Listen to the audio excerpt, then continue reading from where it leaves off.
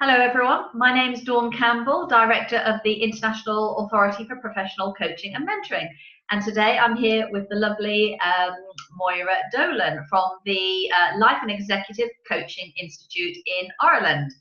So we're going to just dive straight in, Maura. Thank you for your time. I know as a busy founder of a coaching academy, time is precious. So just tell us very quickly, what was your personal catalyst for change that brought you to the point where you are now, please? So I suppose that this is what I could consider my third transition in life, major career transition in life, Dawn. Yeah. I originally started working in a state sector called the IDA, the Industrial Development Authority. Worked there for a number of years, climbed the career ladder very quickly, and probably was, on a pathway to definite success in the organisation. Within all that, however, I did feel there was something about it quite didn't resonate with me at a very, I suppose, deep and long-term level.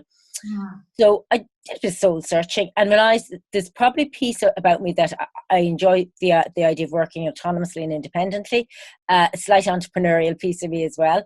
So I was asked to go and join a startup company. Which I then decided I would take the leap and do it. Joined this startup company in a role of installing computer software programs and training. Oh, yeah. And it was probably my first introduction to the world of facilitating and training, and it immediately ignited me in terms of something that I really, really identified with. And then coincidentally, simultaneously, I was also studying a counselling course. Mm-hmm. And I think for me, it was the coming together of these two skill sets of both that type of people-related training, plus training and facilitation in a professional basis, helped me to realise that there was something more I wanted to do. And having done the counselling qualification, I realised I didn't actually want to work in counselling. But there was something certainly about the skill set that I really, really felt engaged and enthused by. And that time, it's a long time ago, it's probably one of the first times that the term life coaching was ever introduced to Ireland.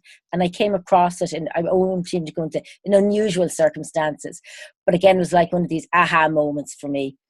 And that galvanized me, Dawn, to start equipping myself in building my own personal coaching accreditations from an executive coaching perspective, and also to begin to build up my professional coaching awards and training coaching awards with, in fact, what is now the IAPC&M, but was originally, I think back then, it was probably the EC&M, European Coaching and Mentoring, whatever it was, anyway, all those years ago.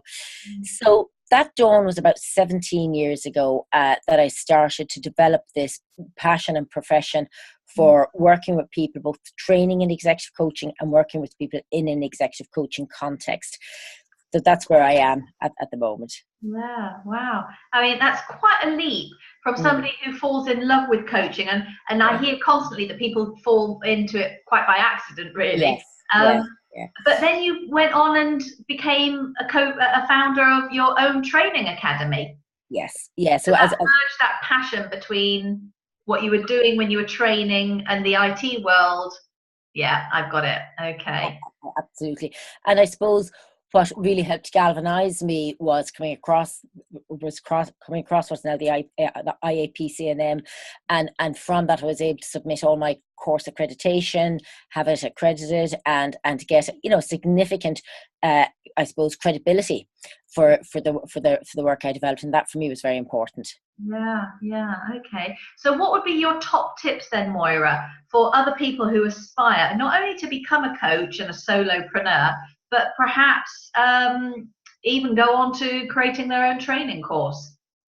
I think, Dawn, one really has to understand oneself. That's probably the biggest starting point. Understand what is it that enthuses the person, that gives a person a sense of energy. And if it is something that, is directed towards that whole world of training, facilitation, working with people from enhancing themselves, both professionally and in a life context, in I suppose a holistic life context, something like the executive coaching, the training is a really good fit for somebody like that. And I think one of the qualities really is to be determined. Absolute determination is hugely important. To develop great self-belief in oneself, And I also think develop a growth mindset that despite all the setbacks one comes across, Dawn, and I think whenever you go into any changing situation, one will come across setbacks. Despite all the setbacks, that you recognize it is only ever another step in learning, and that it's all about continuous learning and continuously striving to want to engage with something that really enthuses and energizes you. I think I would sum that up by saying we actually need to become our own best clients, don't we? Coach ourselves. You know, we get so much opportunity and practice with everything that we're going through as solopreneurs. Yes, we can actually coach ourselves through it as if it was a client. I would agree with you, and also I think commit to that ongoing continuous professional development, and you know, what is the next step I need to bring my skill set even further and further. And I would agree with you. It's coach yourself and also take action. Yeah, and you're right. It is the credibility and having all of those qualifications. I think a lot of coaches, we tend to be perpetual students. We go from level to level to level, and then having all of that accredited gives you a huge amount of credibility and creates that differentiator. And I guess when students are considering your course versus another course, and you've got the accreditation, is pretty important then, isn't it? I think the accreditation is hugely important, and certainly I know for myself, people are very discerning now about what is the outcome that they get from a course or from an award. So that is a significant impact. Accreditation definitely important, and also the structure of a course. People again will be very discerning about wanting to gather information about how you I guess facilitate the course. And that's also important. Accreditation is probably the thing that draws people in as an initial priority, I guess, and that is something. And I know even myself, Dawn, working both with individuals on open courses and with professions within organisations, where you're brought into organisations, again knowing that there is a robust, I think, process where your course material is being assessed and validated is important. And again, it gives people, I think, a sense of trust in working with you as a result of that. Absolutely. And a guarantee as well, because it means you've got a complaints procedure, etc. So what can people expect then, Moira? Somebody's considering your course versus somebody else's course, and we know people by people. So what can they expect from coming to work with you as a coach or coming on one of your courses?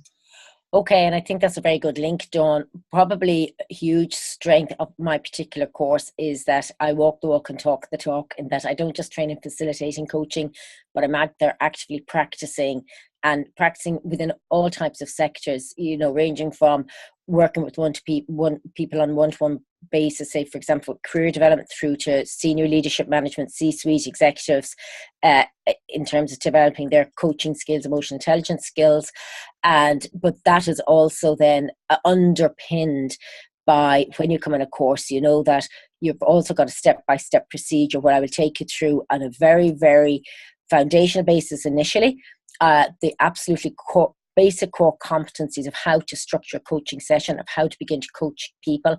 But I can also do it from a very practical point of view, because I'm out there doing it myself all the time. So I know the pitfalls. I understand the challenges people are going to meet when they go out and start coaching people, in a real world.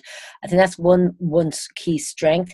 And then the other key strength is, I guess, the fact that I have a background myself in psychology. It also helps to equip me to bring people into a much deeper level as we go into the more advanced part of the course, in terms of understanding the neurology of the brain, understanding people's emotional reactions, understanding, the different places we go to in our everyday communications and styles when we're working with other people. So again, it's also the different levels of I guess expertise that one can expect to gain from attending the course. Well, I think that's very reassuring, actually, hearing that, because I know if I was going to pick somebody, I would want to pick somebody who's actually doing it and experiencing what I'm going to be experiencing. Like, how do I find a paying client? How do I overcome this challenge? Rather than just somebody who's been taught the training methodology. Sure. And also the fact that you're into the psychology, I think is really quite important, because increasingly clients that we work with as coaches, our clients are ever more sophisticated and complex. And, you know, we live in a time where we have so much, and yet the levels of unhappiness has never been so high. So to have that psychology link, I think would be really helpful. Okay, thank you. So when is your next project, or when can people jump on your next offering? The next project is due to start just before Christmas, towards the end of October will be the next the next program. Will start, external program, and that will start with the basic core foundation core skills course, and then lead on to the advanced diploma, which will continue on after Christmas. So it runs for approximately 6 months, and it tends to be one day a week over that period of time, where people come in, equip themselves with basic information, skill sets, and then, you know, have time to go away and practice and develop the skill sets in between each session. Okay, great. Well, I'll obviously upload your profile link to this little video, this little snapshot, but I strongly suggest that anybody who's considering upskilling or going into the industry as a coach actually phones Maura. You know, takes the opportunity to get to know her, because we buy people, and I know you would welcome calls from people who are interested. Absolutely. Don't just rely on the website, you know, speak to the person. I would 100% agree with that, because, you know, Eric Johan would say you can have all the skills and tools in the world, but if you don't have the rapport and the relationship with the person, forget it. So, and I really believe in that. Yeah, that's a good point to end on. Thank you very much. It's been lovely meeting you again, Maura. Thank you. Thank you, Dawn. Take care. Bye now. Thank you. Bye-bye.